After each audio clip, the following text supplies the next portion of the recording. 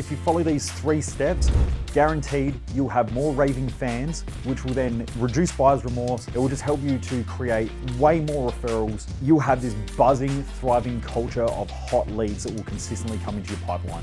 So these 3 steps will help you to create raving fans that will fill up your pipeline of smoking hot leads, but also as well, it will prevent things like buyer's remorse or people that feel uncertain after they buy from you. So this here is step 3 of the 3-part system if you want to crank up your sales. So this is the VIP method. This is after someone buys. So the first thing that we want to do is we want to value add. Now, most people do this the other way around. If you haven't watched part 2 where I go through the decide method, like I said in there, most people get the sales process around the wrong way, which is why it is so hard for most people to close sales, or they have to deal with a lot of objections or price objections and so on. This is the same. Most people in business feel like they need a value add up front. But if you keep adding value to the customer, they're used to getting free stuff from you all the time. It's fine to do that for a little bit, but most of your value add should come after the purchase so that people are rewarded for buying from you, which means they'll want to buy more from you and then refer hot quality people through into your pipeline. Depending on what type of business you have and what business model you're running, you really want to think about what are the value adds that you can give to customers. A lot of people, if you're in a trade-based business, will give things like a hat that is crap quality, that might be a pen or a bit of stationery. They're things that most people don't care about and they get a million of them anyway. So it doesn't really matter. It's not a value add. You want to think, what do our customers want? So if they're buying, let's say you're an electrical services business and they need new light fittings put in and you're going to rewire their house.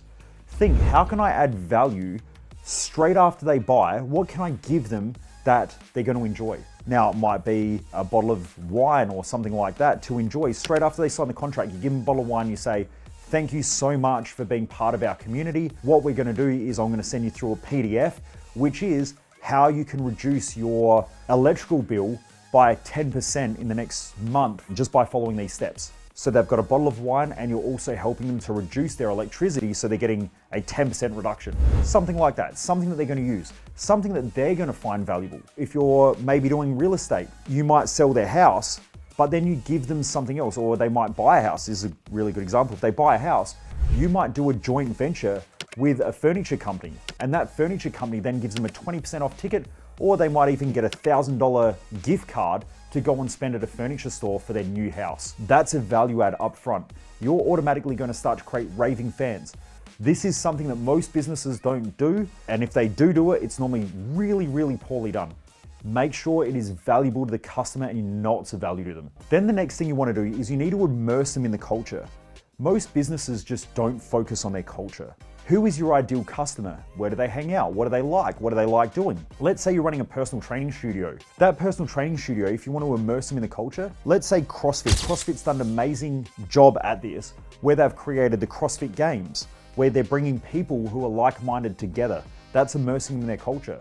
Apple does a great job of immersing people in their culture. They've created this environment where people want to be part of something. Now, if people can do that with computers, people can do that with electrical, they can do it with plumbing, you can do it with so many other different ways, just most people don't spend the time and think about the type of culture you're trying to create. You might run some training or some development workshops for your customers that really immerse them in the culture. You might send out a monthly email, but something of value to the customers. So let's say you've got a plumbing business. A lot of plumbers who come into our events, they say things like, well, I don't know, what can I give the customer? What can I value add? How can I immerse them in the culture? We just do plumbing. Not a great way of thinking about it. If the majority of your customers or your customer avatar that you're working with are families, then do something that's family orientated. So you might have a family day where you invite people along and you do a training, which might be how to reduce your water bill by 10%. It might be like, here are the top trends that are happening in homewares or in home styling. And so you're essentially training them and educating them where they can bring along their kids, you put a jumpy castle on, you have a barbecue, and now you're immersing them in your culture. Just got to think outside the square a little bit, like I'm just making these up as I go along. But you really want to think about, what is your culture? With us at Mojo Human Performance, something that we know is that we have a no bullshit culture. A lot of the people who come to our events are business owners who don't want the bullshit. They just want to be told straight, They just want to have someone who has a background as someone who worked in the trade-based industry. So I'm a diesel mechanic by trade, but I quit the day I got signed off my apprenticeship and left. But my family are all trade-based businesses as well. So I'm used to working with those types of people. They don't want the bullshit. They don't want to be fluffed up. They don't want to have all the political correctness and all of that. So because we know our audience, we know how to value add to them and we know how to immerse them in culture. So some of the things that we do at our Business Growth Odyssey events, which we run every 90 days for business owners, is that we normally go out and have dinners. So I know a lot of the crew love eating food, they love fine wine or alcohol or, good beer. So we all go out and we grab a feed, we have some drinks. The other thing that they love coffee. So we make sure that when we run our events, we have good coffee for everybody. They also like networking, so we make sure that we filter people out and keep all the spanners out of the community. We normally have people who want to help out other people in different industries. So we want to immerse them into our culture. Then from there, what we want to do is we want to promote the sale. So this here is something that a lot of business owners don't do, but you always want to be promoting the sale, promote the sale, promote the sale, promote the sale. And I don't mean promote more sales. What I mean is you want to reward them for the purchase. So I'll give you an example. In our business, when someone buys, our customer success team will normally remind them that they've done a great job every time they call or every time we connect with them. So it's so great having you as part of the community. You've made a great decision. You're going to love this event. You keep reminding them. That way it stops them dropping into buyer's remorse or going, I don't know if this is right for me before they have the first experience. So if you've got that electrical business that I went through in the Decide method, when you send through the invoice, you say, congratulations, we're looking forward to working with you. You've made a really great purchase. You want to make them feel good and intelligent and smart for buying. The more you can do that, the better your customers are going to be and the more referrals are going to be.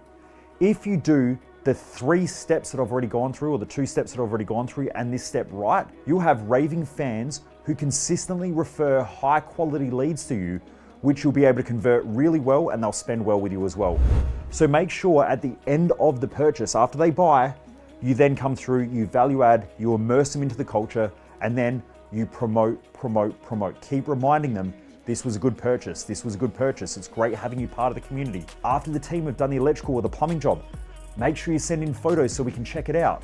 Okay, build that relationship with them and I guarantee you will crush sales and your pipeline will be consistently full of high quality leads that you convert well. Most people waste their life and I just don't want you to be one of them.